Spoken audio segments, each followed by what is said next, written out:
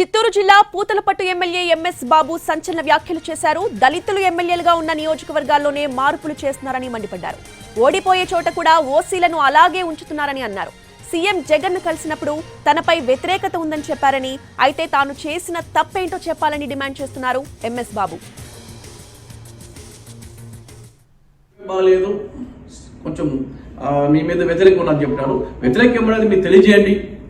ఏం వ్యతిరేకం ఉన్నది మీరు మా నాయకులతో మాట్లాడండి, మా నాయకులతో మాట్లాడి మీరు నిర్ణయం తీసుకోండి నేను చెప్పినాను తప్ప ఆయన అడిగినప్పుడు ఇదే మాట్లాడినాను. జస్ట్ 5 ఏళ్ళు మేము కష్టపడినాము, 5 ఏళ్ళు కష్టపడాలి. ఈరోజు చూస్తున్నారు. ఈరోజు నాకు ఒకటి బాధకరం ఏమంటే గెలవని సీటు కూడా ఇస్తున్నారు.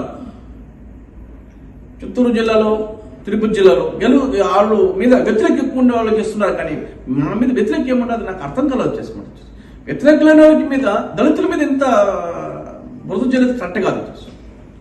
అది దళితులేను మాకు న్యాయం లేదంటే ఏమి న్యాయం చేస్తారు మీరు? దళితులు అంటారు కదా, దళితులకు ఏమి న్యాయం చేస్తున్నారు? మాకు అదే నాకు అర్థం కాకుండా ఉన్నాను. ఇప్పుడు ఓసీ ఉండే చోట్ల ఎక్కడ మార్చినారా?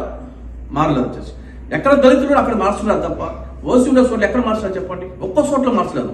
తిరుపతి జిల్లాలో మొత్తం ఇచ్చినారు. వచ్చేసి వ్యతిరేకం ఉంటే కూడా అక్కడ ఇచ్చినారు. కానీ మేము వ్యతిరేక లేకుండా చోట్ల మాకు ఇస్తున్నాం. లేదంటే అది ఏ విధంగా మాకు ఓర్చుకోవాలో మాకు అర్థం కాదు. వచ్చేసి కలిసినప్పుడు సర్వే బాగాలేదు, కొంచెం మీ మీద వ్యతిరేకం ఉన్నది చెప్పినారు. వ్యతిరేకం ఉన్నది మీరు తెలియజేయండి.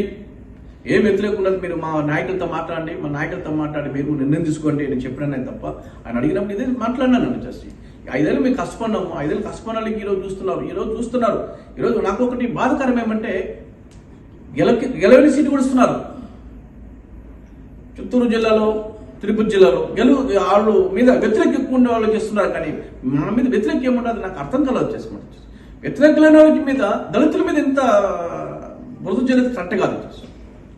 అది దళితులేను మాకు న్యాయం లేదంటే ఏమి న్యాయం చేస్తారు మీరు? దళితులు అంటారు కదా, దళితులకు ఏమి న్యాయం చేస్తున్నారు? మాకు అదే నాకు అర్థం కాకుండా ఉన్నాను. ఇప్పుడు ఓసీ ఉండే చోట్ల ఎక్కడ మార్చినారా? మారలేదు. వచ్చేసి ఎక్కడ దళితులు అక్కడ మార్చున్నారు తప్ప ఓసీ ఉండే చోట్ల ఎక్కడ మార్చినారు చెప్పండి? ఒక్క చోట్ల మార్చలేదు. తిరుపతి జిల్లాలో మొత్తం ఇచ్చినారు. వచ్చేసి వ్యతిరేకం ఉంటే కూడా అక్కడ ఇచ్చినారు. కానీ మేము వ్యతిరేక లేకుండా చోట్ల మాకు ఇస్తున్నాం. లేదంటే అది ఏ విధంగా మాకు ఓర్చుకోవాలో మాకు అర్థం కాలేదు.